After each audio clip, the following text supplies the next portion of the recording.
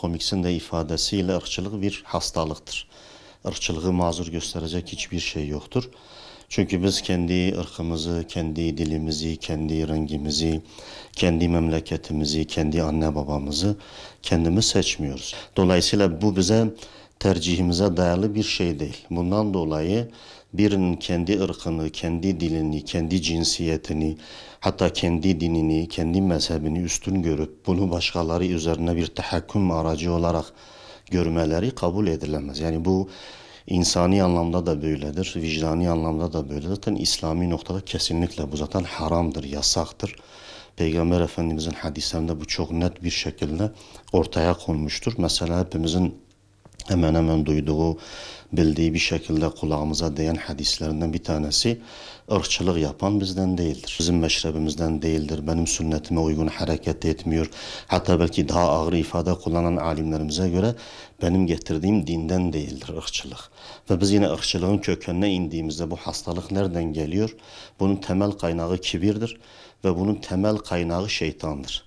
Çünkü baktığımızda hani hem ayet-i kerimelerde hem hadis-i şeriflerde ve bu konuda alimlerimizden gelen açıklamalara baktığımızda, izahlara baktığımızda ırkçılığın babası olarak şeytan karşımıza çıkıyor. Dolayısıyla ırkçılık yapan bir anlamda şeytanın yolunda gidiyor demektir. Şeytanlaşmış demektir. Dolayısıyla bundan yani şeytandan kaçarcasına, ateşten kaçarcasına ırkçılık hastalığından, illetinden kaçınmamız lazım. Çünkü ırkçılık toplumun temel huzuruna, temel dinamiklerine konulmuş tabiri caizse bir atom bombası gibidir. Yani biz özellikle hani yakın dönem olduğu için biz Osmanlı Devleti'ne de baktığımızda yani onu perişan eden, onu yıkıma götüren temel sebeplerin başında biz ırkçılığı görüyoruz. Yani her kavmin, her kabilenin, her milletin kendine bir devlet kurma isteğiyle Osmanlı'yı paramparça ettiklerini görüyoruz. Ve tabii bu fikir nereden gelmiş? Bu fikir Batılılardan gelmiş.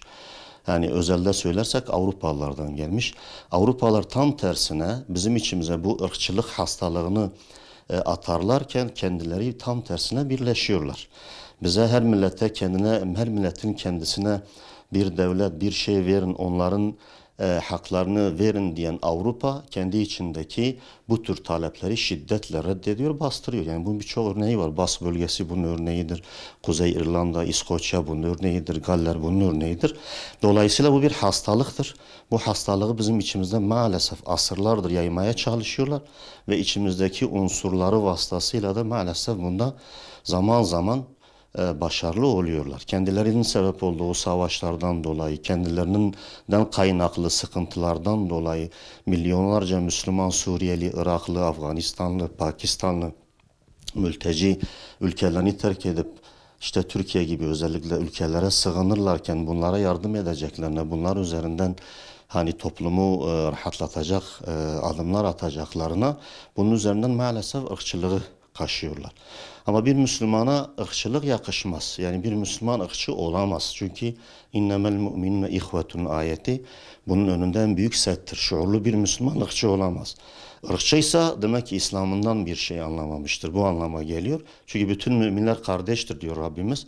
Efendimiz Aleyhisselatü Vesselam yine özellikle veda hutbesinde, önceki bazı hadislerinde özellikle bundan bizi sakındırıyor. Yani Arap'ın Acem'in Arap'a üstün olamayacağını, siyahın beyaza, beyazın siyaha üstün olamayacağını, üstünlüğün sadece takvada olduğunu çok net ifadelerle, sahih hadislerle bize söylüyor, bildiriyor. Bizi kesinlikle bundan sakındırıyor. Dolayısıyla bir Müslüman bu gözle bakmalıdır. Yani biz özelden Müslüman olarak, genel olarak da insan olarak bizim ırkçılığa şiddetle karşı durmamız. Dolayısıyla biz bu açıdan baktığımızda ırkçılık yani bir Müslümanın kabul edemeyeceği en büyük hastalıkların başında geliyor ve fıtratı selim olan, fıtratı bozulmamış olan, Müslüman olsun, Müslüman olmasın fark etmez. Burada din çok da ön plana çıkmıyor işin doğrusu.